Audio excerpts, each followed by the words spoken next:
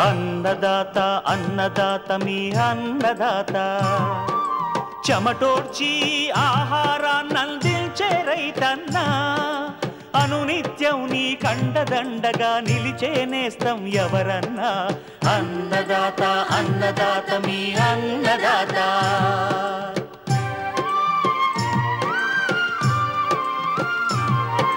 నూతన రీతుల సాగుబడికి నూరింతలు పెరిగే దిగుబడికి సూచనలిచ్చే సస్య రక్షణకు పశు పోషణకి శాస్త్ర విజ్ఞానం అందించి ముందుకు నడిపే తెలుగు రైతు భారతదేశానికి మకుటం అయ్యేలా తీర్చిదిద్దే ఆశయంతో మిమ్ము మేలు కొలిపేది అన్నదాత అన్నదాత అన్నదాత మీ అన్నదాత అన్నదాత అన్నదాత మీ అన్నదాత. అన్నదాత ప్రేక్షకులకు నమస్కారం. ఈనాటి ముఖ్యాంశాలు: సీతాఫలం సాగులో యాజమాన్య పద్ధతులు, మిరప నాట్లు వేసే సమయంలో పాటించాల్సిన మెలకువలు, ఇంకా జై కిసాన్ వ్యవసాయ సమాచారం.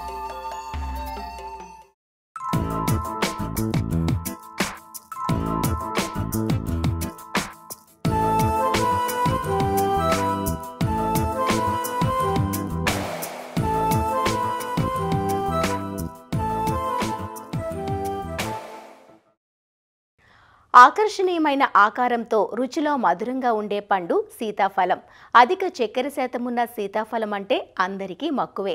సీతాఫలాన్ని పండుగానే కాక ఐస్ క్రీములు, నిల్వ పదార్థాల తయారీలోనూ వినియోగిస్తున్నారు. అందుకే ఈ మధుర ఫలం సాగు విస్తీర్ణం పెరుగుతోంది. డిమాండ్ పెరిగినప్పటికీ అవగాహన లేని కారణంగా రైతులు నాణ్యమైన దిగుబడులను సాధించలేకపోతున్నారు. అన్ని రకాల నేలల్లోనూ పెరిగి వర్షాధారంగానైనా అందివచ్చే సీతాఫలంలో వాణిజ్య సాగుకు అనుకూలమైన ఎన్నో రకాలు అందుబాటులోకి వచ్చాయి. మేలైన అంటు మొక్కలను ఎంచుకొని సమయానుకూలంగా యాజమాన్య పద్ధతులు పాటిస్తే లాభాలను సొంతం చేసుకోవచ్చునంటూ వివరాలు తెలియజేస్తున్నారు వైఎస్ఆర్ ఉద్యాన విశ్వవిద్యాలయం పార్వతీపురం ఉద్యాన కళాశాల అధ్యాపకులు డాక్టర్ క్రాంతి కుమార్.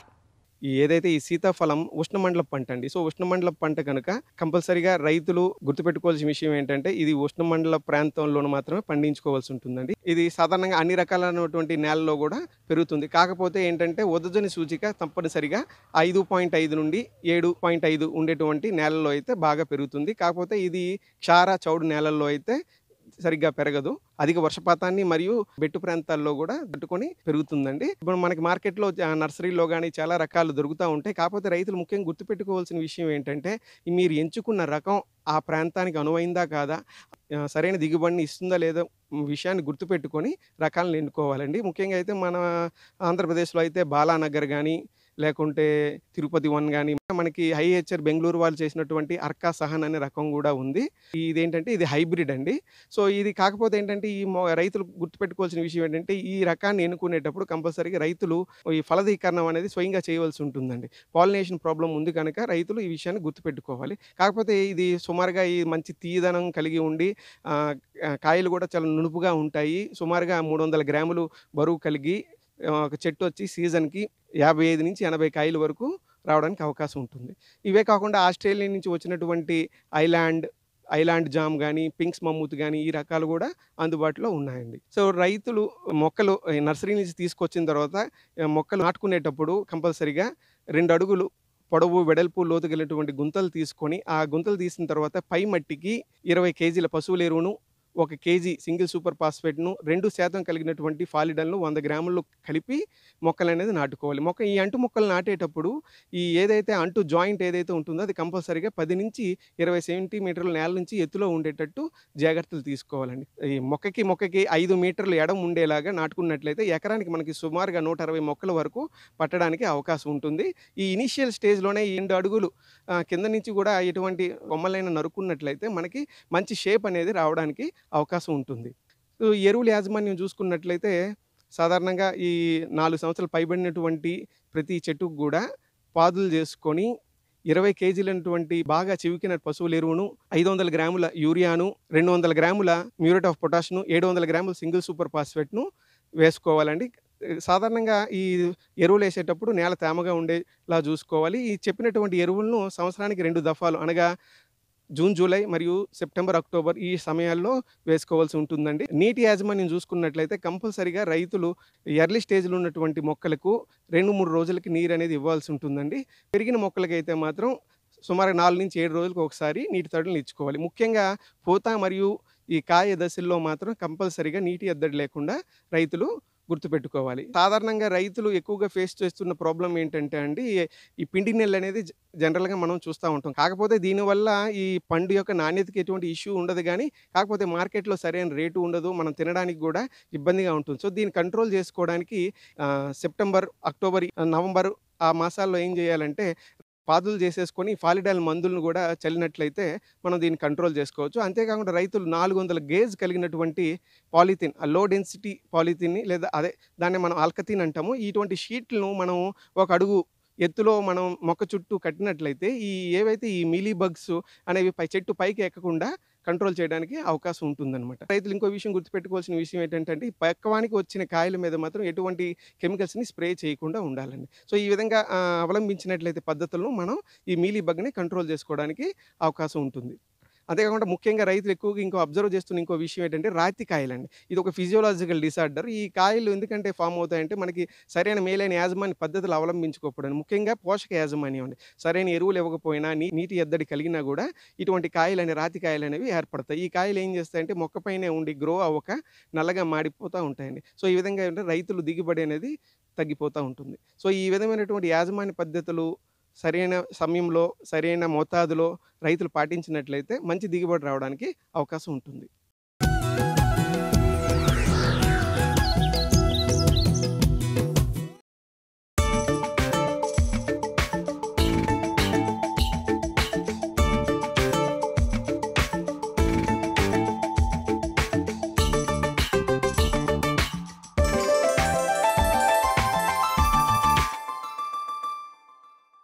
మిరప సాగంటే తెలుగు రైతులకు మమకారం ఎక్కువ. అందుకే మిరపను ముద్దుగా ఎర్ర బంగారం అని పిలుచుకుంటూ ఉంటారు. మన తెలుగు రాష్ట్రాల్లో పండిన మిరపకు విశ్వ విపణిలో మంచి గిరాకీ ఉంటుంది. ఇటీవల కురిసిన అధిక వర్షాలు, వరదల వల్ల చాలా ప్రాంతాల్లో ఆరుతడి పంటలు దెబ్బతిన్నాయి. పూర్తిగా దెబ్బతిన్న ప్రాంతాల్లో ఇప్పుడు మిరపను వేసుకోవచ్చు. నిండైన ఎరుపు రంగులో ఘాటు తక్కువగా ఉండే రకాలకు ప్రపంచ మార్కెట్లో డిమాండ్ ఎక్కువ. మిరప సాగులో హైబ్రిడ్లదే రాజ్యం. ఎక్కువగా ప్రైవేట్ హైబ్రిడ్లను ఎంచుకుని రైతులు సాగు చేస్తున్నారు. అధిక పెట్టుబడితో కూడుకున్న ఈ వాణిజ్య పంట సాగులో నారు పెంపకం, నాట్ల పని పూర్తయితే సగం పని పూర్తయినట్లే. ప్రస్తుతం అంతటా మిరప నాట్లు జరుగుతున్నాయి. మిరప నాటేటప్పుడు సరైన జాగ్రత్తలు తీసుకున్నట్లయితే సాగు సాఫీగా సాగేందుకు మార్గం సుగమమైనట్టే. మిరప నాట్లు సమయంలో ఎలాంటి మెలకువలు పాటించాలో తెలియజేస్తున్నారు ఖమ్మం జిల్లా వైరా కృషి విజ్ఞాన కేంద్రం కోఆర్డినేటర్ డాక్టర్ హేమంత్ కుమార్. మిరప ప్రస్తుతం చూసుకున్నట్టయితే నాటే దశలో ఉంది. జూలైలో నార్లు పోసి ఆగస్టులో నాటుకోవటం, లేదా ఆగస్టులో నార్లు పోసి సెప్టెంబర్లో నాటేసుకోవడం అనేది ముఖ్యంగా జరుగుతూ ఉంది. మిరప నాటే పరిస్థితుల్లో కొన్ని యాజమాన్య పద్ధతులు, అదే రకంగా సస్యరక్షణ పద్ధతులు చేపట్టినట్టయితే మిరప నుంచి మంచి దిగుబడి సాధించేదానికి అవకాశం ఉంటుంది. ముఖ్యంగా ప్రస్తుతం మిరప నాటేటటువంటి రైతు సోదరులు కానీ చూసుకున్నట్టయితే భూమిని మెత్తగా దున్నుకొని పశువుల ఎరువు ఒక 10 టన్నులు, దాంతోపాటు ఒక 2 క్వింటాల నుంచి ఒక 4 క్వింటాల వరకు ఎకరానికి వేపపిండి వేసుకున్నట్టయితే చాలా వరకు మొక్కలు దృఢంగా పెరిగేదానికి అవకాశం ఉంటుంది. ఈ వరుసల మధ్య దూరం కానీ చూసుకున్నట్టయితే 60 సెంటీమీటర్లు, మొక్కల మధ్య దూరం చూసుకున్నట్టయితే 60 సెంటీమీటర్లు, లేదా ఈ వరుసల మధ్య దూరం కానీ చూసుకున్నట్టయితే 70 సెంటీమీటర్లు, లేదా మొక్కల మధ్య దూరం కానీ చూసుకున్నట్టయితే 60 సెంటీమీటర్లు పెట్టుకొని భూమి యొక్క స్వభావాన్ని బట్టి నాటుకున్నట్టయితే మొక్కల సాంద్రత బాగా ఉండి తద్వారా మంచి దిగుబడి సాధించేదానికి అవకాశం ఉంటుంది. దాంతోపాటు ముఖ్యంగా రైతు సోదరులు కానీ చూసుకున్నట్టయితే వారి దగ్గర ఉండేటటువంటి అంతర్కృషి సంబంధించినటువంటి పరికరాలకు సంబంధించి దానికి తగ్గట్టుగా కూడా ఈ యొక్క వరుసల మధ్య దూరం, అదే రకంగా మొక్క మధ్య దూరం కనుక అడ్జస్ట్ చేసుకున్నట్టయితే తర్వాత అంతర్కృషి చేసే పరిస్థితులు కానీ చూసుకున్నట్టయితే చాలా వరకు ఈ యొక్క తక్కువ ఖర్చుతోటి ఈ కలుపుని నివారించేదానికి అవకాశం ఉండడంతో పాటుగా భూమిని గుల్లబరిచేదానికి కూడా చాలా వరకు అవకాశం ఉంది. ప్రధానంగా అటవీ ప్రాంత దగ్గర ఉన్నటువంటి ప్రాంతాల్లో ఈ మిరప నాటేటువంటి పరిస్థితులు కానీ చూసుకున్నట్టయితే గత సీజన్కి సంబంధించినటువంటి ముఖ్యంగా అనుభవాల దృష్ట్యా ఎక్కడైనా వేరుపురుగు ఆశించినట్టయితే ఈ ఆఖరి దుక్కులో ఒక 10 నుంచి 12 కేజీలు కార్బోఫెరాన్ 3% గుళికలు కనుక వేసుకున్నట్టయితే చాలా వరకు ఈ యొక్క వేరుపురుగుని నిరోధించేదానికి అవకాశం ఉంటుంది. అదే రకంగా రైతు సోదరులు గుర్తెట్టుకోవాల్సినటువంటి ముఖ్యమైనటువంటి అంశం ఏంటంటే ఎక్కడైతే మిరప నాటుతామన్నామో తమ ప్రాంతానికి తగ్గట్టు తమ భూమికి తగ్గట్టు అచ్చును ఎంచుకొని తద్వారా మార్కర్ నడిపించినట్టయితే మార్కర్ 2 చోట్ల కలిసే దగ్గర మొక్కలు వేసుకోవడానికి అనుకూలంగా ఉంటుంది కాబట్టి సో దీంట్లో భాగంగా చూసుకున్నట్టయితే హైబ్రిడ్ రకాలు అయితే ఒక మొక్క, అదే వెరైటీస్ కనుక సాగు చేసినట్టయితే 2 మొక్కలు మనం పాదుకు పెట్టుకున్నట్టయితే చాలా వరకు మంచి దిగుబడి సాధించడానికి అవకాశం ఉంటుంది. సో ముఖ్యంగా మొక్కలు పెట్టేటటువంటి పరిస్థితుల్లో కానీ చూసుకున్నట్టయితే ఈ మొక్కలు గుంతలు తవ్వుకొని ఆ గుంతలో కొంచెం నీరు పోసుకొని ఈ యొక్క తల్లి వేరు ముడత పడకుండా నాటుకున్నట్టయితే ఇది యొక్క మొక్కలన్నీ కూడా ఆరోగ్యవంతంగా పెరిగి తద్వారా మంచి దిగుబడి రావడానికి చాలా వరకు అవకాశం ఉండేదానికి ఉంటుంది. ఈ నాటేటటువంటి మొక్కల్ని 5 మిల్లీలీటర్ల ఇమిడాక్లోప్రిడ్ దాంతోపాటు 10 గ్రాముల కార్బన్డైజం మందుని 10 లీటర్ల నీటిలో కలిపి ఈ ద్రావణంలో ఒక 10 నుంచి 15 నిమిషాల వరకు ఈ మొక్కలను ముంచి కనుక నాటుకున్నట్టయితే చాలా వరకు ఈ పురుగులు కానీ తెగులు కానీ కొంతవరకు అరికట్టేదానికి అవకాశం ఉంటుంది. ముఖ్యంగా ఎరువుల విషయంకి వచ్చినట్టయితే మనకి ఎకరానికి 120 కేజీలు ఇచ్చే నత్రజని, దాంతోపాటు 24 కేజీలు భాస్వరం, 48 కేజీలు పొటాష్ ఇచ్చేటటువంటి ఎరువులు మనకి ఎకరానికి అవసరం అవుతాయి కాబట్టి సాధ్యమైనంత వరకు పూర్తి భాస్వరం మొత్తం కూడా ఆఖరి దుక్కులో వేసుకున్నట్టయితే ముఖ్యంగా భాస్వరం కానీ చూసుకున్నట్టయితే భూమిలో కదలకుండా ఉంటుంది, మొక్కలో కలుతుంది కాబట్టి సాధ్యమైనంత వరకు ఈ భాస్వరం అంతా కూడా వేర్ల పెరుగుదలకు ఎక్కువగా ఉపయోగపడుతుంది కాబట్టి ఆఖరి దుక్కులో వేసుకోవడం అనేది ఒక ముఖ్యమైనటువంటి అంశంగా గుర్తించాలి. దాంతోపాటు పొటాష్ అదే రకంగా నత్రజనికి సంబంధించిన ఎరువులు కానీ చూసుకున్నట్టయితే నాటినటువంటి 30వ రోజు, అదే రకంగా 60వ రోజు, 90వ రోజు, 120 రోజులకి 4 సమభాగాలుగా చేసుకొని వేసుకున్నట్టయితే చాలా వరకు మొక్కల పెరుగుదల బాగా ఉండి తద్వారా మంచి దిగుబడి సాధించేదానికి అవకాశం ఉంటుంది. ముఖ్యంగా ఎక్కడైతే జింక్ లోపం గమనిస్తూ ఉంటామో గత సీజన్లో ఎకరానికి ఒక 20 కేజీలు జింక్ సల్ఫేటు ఆఖరి దుక్కులో కనుక వేసుకున్నట్టయితే ఈ జింక్ లోపం కూడా రాకుండా తద్వారా నాణ్యమైనటువంటి మిరప సాధించేదానికి అవకాశం ఉంటుంది. గత 10 రోజుల నుంచి పడుతున్నటువంటి వర్షాలు కానీ చూసుకున్నట్టయితే కొన్ని ప్రాంతాల్లో కానీ చూసుకున్నట్టయితే ముఖ్యంగా కొన్ని సమస్యలు తలెత్తాయి. గత 10 రోజుల నుంచి వర్షాలు పడటం వల్ల చూసుకున్నట్టయితే కొంచెం ఒక 5-10 రోజులు లేట్గా నాటుతున్నటువంటి పరిస్థితి మనం గమనిస్తూ ఉన్నాం కాబట్టి ఈ పరిస్థితుల్లో నాటిన తర్వాత కానీ చూసుకున్నట్టయితే సాధ్యమైనంత వరకు మిరప చేలల్లో నీళ్లు నిలచకుండా చూసుకోవడం అనేది ఒక ముఖ్యమైనటువంటి అంశంగా గుర్తించాలి. దాంతోపాటు ఎక్కడైతే ఈ యొక్క నాటామో ఇలాంటి పరిస్థితుల్లో కానీ మొక్కలు తొందరగా కుదురుకోవడానికి కానీ చూసుకున్నట్టయితే సాధ్యమైనంత వరకు ఎరువులు వేసుకోవడం, దాంతోపాటు ముఖ్యంగా భూమిలో తేమ శాతం ఎక్కువగా ఉన్నటువంటి పరిస్థితులు కానీ చూసుకున్నట్టయితే ఈ యొక్క మొక్కలన్నీ కూడా భూమి నుంచి పోషకాలను తొందరగా గ్రహించలేవు కాబట్టి పైపాటుగా పిచికారీ రూపంలో మల్టీకి అంటే పొటాషియం నైట్రేట్ అయినట్టయితే మొక్క వయసును బట్టి 5 నుంచి 10 గ్రాములు, లేదా 19 అయినట్టయితే మొక్క వయసును బట్టి 5 నుంచి 10 గ్రాములు పిచికారీ చేసుకున్నట్టయితే ఆకుల ద్వారా అందించినట్టయితే ఈ యొక్క మొక్కలన్నీ కూడా తొందరగా కుదురుకునేదానికి అవకాశం ఉంటుంది. దాంతోపాటు ప్రస్తుతం ఉన్నటువంటి పరిస్థితుల్లో కానీ చూసుకున్నట్టయితే పురుగుల విషయంకి వచ్చినట్టయితే మనం మొక్కలు నాటిన తర్వాత కానీ చూసుకున్నట్టయితే సాధ్యమైనంత వరకు మొక్క నాటినటువంటి 15వ రోజు అదే రకంగా 45వ రోజు ఫిప్రోనిల్ గుళికలు ఎకరానికి 8 కేజీలు సాళ్లల్లో ఎదబెట్టుకున్నట్టయితే చాలా వరకు ఈ యొక్క తామర పురుగులు అంటే పైముడత పురుగును మనం సమర్థవంతంగా నిరోధించేదానికి అవకాశం ఉంటుంది.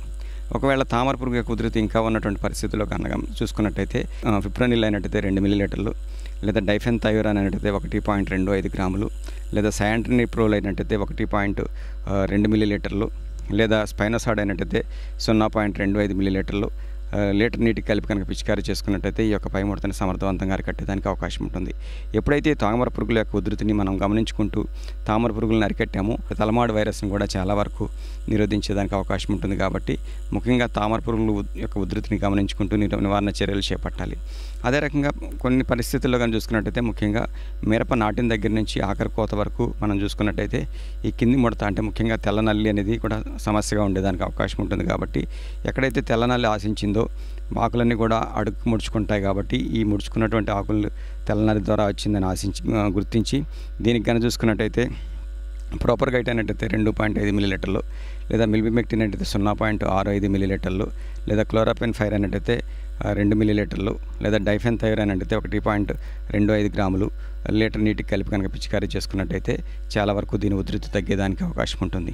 సో ముఖ్యంగా ప్రస్తుతం ఉన్నటువంటి వాతావరణ పరిస్థితుల్లో కానీ చూసుకున్నట్టయితే పొగాకు లద్దె పురుగు యొక్క ఉధృతి పెరిగేదానికి అవకాశం ఉంటుంది. ఎందుకంటే సాధారణంగా అధిక వర్షాల తర్వాత పొగాకు లద్దె పురుగు యొక్క ఉధృతి పెరగడం అనేది మనం సాధారణంగా గమనిస్తూ ఉంటాం. కాబట్టి ఎక్కడైనా గమనించినట్టయితే నోవెల్రాన్ అనేటైతే 0.75 మిల్లీలీటర్లు, లేదా ఎమామెక్టిన్ బెంజోయిట్ అనేటైతే 0.4 గ్రాములు, లేదా క్లోరంట్రినిప్రోల్ అయినట్టయితే 0.3 మిల్లీలీటర్లు లీటర్ నీటికి కలిపి మందులను మార్చి కనుక పిచికారీ చేసుకున్నట్టయితే చాలా వరకు దీని ఉధృతిని తగ్గించేదానికి అవకాశం ఉంటుంది. ముఖ్యంగా ప్రస్తుతం నాటేస్తున్నటువంటి రైతు సోదరులు సాధ్యమైనంత వరకు ఈ యొక్క ఆకర్షణ పంటలైనటువంటి బంతి, అదే రకంగా ఆముదం కనుక వేసుకున్నట్టయితే ఆముదానికి ముఖ్యంగా లద్దె పురుగుకు సంబంధించినటువంటి పురుగులు ఆముదాల మీద గుడ్లు పెడతాయి. కాబట్టి ఆ గుడ్లని ఏరి నాశనం చేయడం ఒకటి, దాంతోపాటు దీని ఒక ఉధృతిని కూడా తెలుసుకునేదానికి అవకాశం ఉంటుంది. చేలలో అక్కడక్కడ ఒక 20 నుంచి 30 మొక్కలు వేసుకున్నట్టయితే చాలా వరకు దీన్ని గమనించుకుంటూ నివారణ చర్యలు చేపట్టేదానికి వీలుంటుంది. దాంతోపాటుగా కొన్ని ప్రాంతాల్లో కానీ చూసుకున్నట్టయితే ముఖ్యంగా శనగపచ్చ పురుగు కూడా ఆశించేదానికి అవకాశం ఉంటుంది. కాబట్టి ఈ యొక్క శనగపచ్చ పురుగుకు సంబంధించినటువంటి ట్రాప్ క్రాప్ ఏదైతే ఉందో అక్కడక్కడ బంతి చెట్లు కనుక వేసుకున్నట్టయితే దీన్ని గుర్తించి తద్వారా నివారణ చర్యలు చేపట్టేదానికి చాలా వరకు అవకాశం ఉంది. అదే రకంగా ప్రస్తుతం ఉన్నటువంటి పరిస్థితుల్లో కానీ చూసుకున్నట్టయితే కొన్ని ప్రాంతాల్లో ముఖ్యంగా అధిక వర్షాలు పడటం వల్ల వేరుకుళ్ళు తెగులు కూడా ఆశించేదానికి అవకాశం ఉంటుంది. సో ముఖ్యంగా వేరుకుళ్ళు తెగులు ఆశించినటువంటి పరిస్థితుల్లో నివారణ కానీ చూసుకున్నట్టయితే 3 గ్రాములు కాప్రాక్సిక్లోరైడ్ లీటర్ నీటి కలిపి ఈ మొక్క మొదలను తడుపుకున్నట్టయితే చాలా వరకు దీని ఉధృతిని తగ్గించేదానికి అవకాశం ఉంటుంది. దాంతోపాటు కాండం కుళ్ళు తెగులు అనేది ప్రధాన సమస్యగా ఉంటుంది. కాబట్టి ముఖ్యంగా ఆగస్టు సెప్టెంబర్ మాసాల్లో కురుస్తున్నటువంటి అధిక వర్షాల వల్ల ఈ కాండం మీద మచ్చ ఏర్పడి ఈ యొక్క మొక్కలన్నీ విరిగిపోయేదానికి అవకాశం ఉంటుంది. కాబట్టి దీని నివారణ కానీ చూసుకున్నట్టయితే థయోఫానైడ్ మిథైల్ 1.5 గ్రాములు లీటర్ నీటి కలిపి మొక్క అదే రకంగా కాండం అంతా తడిచేటట్టు పిచికారీ చేసుకున్నట్టయితే దీని యొక్క ఉధృతిని చాలా వరకు అరికట్టేదానికి అవకాశం ఉంటుంది. ముఖ్యంగా ప్రస్తుతం గాలిలో తేమ శాతం అధికంగా ఉండటం వల్ల కోయినఫెరా కొమ్మకుళ్ళు తెగులు కూడా ఆశించేదానికి ఛాన్స్ ఉంటుంది. కాబట్టి ఇలాంటి పరిస్థితుల్లో కాప్రాక్సిక్లోరైడ్ 30 గ్రాములు, దాంతోపాటు 1 గ్రాము ప్లాంటమైసిన్ కానీ లేదా స్టెప్టోసైక్లిన్ కానీ 10 లీటర్ల నీటికి కలిపి పిచికారీ చేసుకోవడం కానీ, లేదా పైరాక్లోస్ట్రోబిన్ ప్లస్ మెటీరామ్ అయినట్టయితే 3 గ్రాములు లీటర్ నీటికి కలిపి కనుక పిచికారీ చేసుకున్నట్టయితే చాలా వరకు దీని ఉధృతిని నివారించేదానికి అవకాశం ఉంటుంది. ముఖ్యంగా ప్రస్తుతం నాటేటటువంటి రైతు సోదరులు ఇప్పుడు చెప్పుకున్నటువంటి కొన్ని యాజమాన్య పద్ధతులు కనుక పాటించినట్టయితే ముఖ్యంగా ప్రస్తుతం ఉన్నటువంటి పరిస్థితిని అధిగమించి మంచి దిగుబడి సాధించేదానికి ముఖ్యంగా మిరపలో చాలా అవకాశం ఉంది.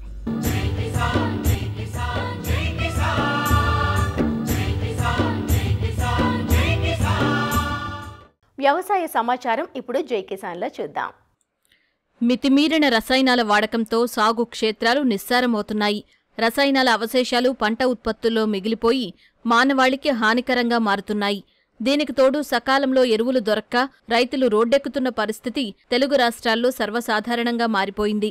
ఇలాంటి పరిస్థితుల్లో రసాయనాల వాడకాన్ని క్రమక్రమంగా తగ్గిస్తూ పూర్తిగా సేంద్రియ సహజసిద్ధ విధానాల్లో పంటలు పండిస్తున్నారు నిజామాబాద్ రైతు దేవగౌడ్. జిల్లాలోని పడకల్ గ్రామానికి చెందిన ఈ రైతు 7 ఎకరాల వ్యవసాయ భూమిలో విభిన్న పంటలు పండిస్తున్నారు. 2 సీజన్లు కలిపి వరి, పసుపు, మొక్కజొన్న పంటలతో పాటు పండ్ల తోటలు సాగు చేస్తున్నారు.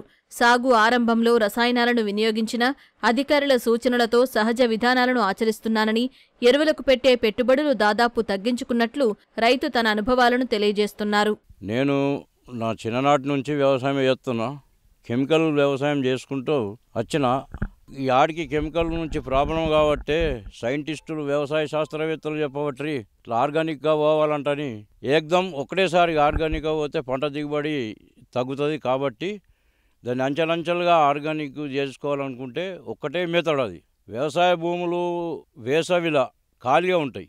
ఈ 3 నెలల టైంలో భూమిని ఏం చేయాలంటే పచ్చిరొట్టెలు వేయాలి. పచ్చిరొట్టెని 60 రోజులు ఏపుగా పెంచి దాన్ని అదే భూమిలో కలియదుంతే కెమికల్ ఏదైతే ఉన్నదో ఆ కెమికల్ని మొత్తం ఆ పచ్చిరొట్టె ఎరువు తినేసి మంచిగా ఆర్గానిక్గా తయారవుతుంది. ఒకటేసారి తయారవుతుందని వ్యవసాయ శాస్త్రవేత్తల సలహాలతోని నేను ఈ విధంగా చేసిన. ఈ పచ్చిరొట్టె భూమిలో మళ్ళీ కుళ్ళిపోవాలంటే దానికి తగ్గట్టు బ్యాక్టీరియాలు కావాలి. మళ్ళీ ఆ బ్యాక్టీరియాలు ఏంటి అంటే వ్యామ్, ట్రైకోడెర్మా, సూడోమోనాస్, ఎన్పీకే ఇవన్నీ బ్యాక్టీరియాలు భూమికి ఇస్తే అలా ఇచ్చిన వేస్టేజ్ ఏదైతే ఉన్నదో దాన్ని డీకంపోజ్ చేసి భూమి ఇట్లా గుల్లబారినట్టయి ఎలాంటి కెమికల్ లేకుండా భూమి ఆరోగ్యవంతంగా తయారై మనం వేసిన పంట తొందరగా మొలికెత్తి తొందరగా పంట చేతికొస్తున్నది, ఖర్చు తగ్గుతున్నది, ఆరోగ్యమైన పంట నేను పండించుకుంటున్నా. 2015 నుంచి స్టార్ట్ చేసిన. నేను ఎలాంటి ఇబ్బందులు పడలేదు. ఎందుకంటే ముందస్తు వ్యవసాయ శాస్త్రవేత్తల సలహాలు సూచనలు తీసుకుంటూ నా భూమిని ఆర్గానిక్ పరంగా తయారు చేసుకున్నాయి. ఇప్పుడు ఒక ఎకరం పసుపు పండియాలంటే కమస్కం అంటే ఒక 30 నుంచి 40 టన్నుల ఎరువు వేస్తాం. ఈ పచ్చి రొట్టె కలియ దున్నిన తర్వాత మనకు ఓన్లీ 1 టన్ను ఎరువుతోటి పంట వెళ్ళిపోతున్నది. 1 చదరపు ఫీటు భూమిలో 4 లక్షల బ్యాక్టీరియాలు ఉండాలి. ఈ వ్యామ్ బ్యాక్టీరియా ఏం చేస్తుందంటే మనం భూమికి ఇచ్చినప్పుడు భూమిలో ఉన్న సేంద్రియ పదార్థం కానీ రసాయనిక పదార్థం కానీ తీసుకొచ్చి ఏరుకు అందిస్తుంది అన్నట్టు ఈ బ్యాక్టీరియా. ఇందులో వ్యామ్ తయారు చేసేందుకు వ్యామ్ది మదర్ కల్చర్ ఒక 200 లీటర్లు తక్కువ ఒక 50 గ్రాములలో మదర్ కల్చర్ తెచ్చుకుంటాం. దాన్ని మళ్ళీ 200 లీటర్ల డెవలప్ చేసి ఆ 200 లీటర్లని 1000 లీటర్లు పోసి 10 కిలోల బెల్లం వేస్తే వారం రోజులలో తయారవుతున్నది. ఇది ట్రైకోడెర్మా. ఇది ఏం చేస్తుందంటే భూమి ద్వారా పంటకు వచ్చే వేరుకుళ్ళు కానీ నెమ్టోడ్స్ కానీ వేరుకు సంబంధించిన ఏదైతే బ్యాక్టీరియా ద్వారా మనకు బీమార్ వస్తుందో పంటకు ట్రైకోడెర్మా బ్యాక్టీరియా మొత్తం చెడు బ్యాక్టీరియాని తినేస్తుంది అన్నట్టు. తినేసి మనకు పంటకు ఆరోగ్యకరమైన బ్యాక్టీరియాని వేరు వ్యవస్థకు అందిస్తుంది. డ్రిప్ ద్వారానే ఎకరాన 200 లీటర్లు ఒక పంటకు 5 సార్లు ఇవ్వాలి. NPK nitrogen phosphorus potash. ఈరోజు రైతులు ఎదుర్కొంటున్న సమస్య ఇది సేమ్ అంతే. మదర్ కల్చర్ బ్యాక్టీరియా దాన్ని మనం డెవలప్ చేసుకొని 1000 లీటర్లలో తయారు చేసుకొని ఎకరాన 200 లీటర్లు డ్రిప్ ద్వారా ఇవ్వచ్చు. డ్రిప్పు లేని వాళ్ళు స్ప్రే చేసుకోవచ్చు.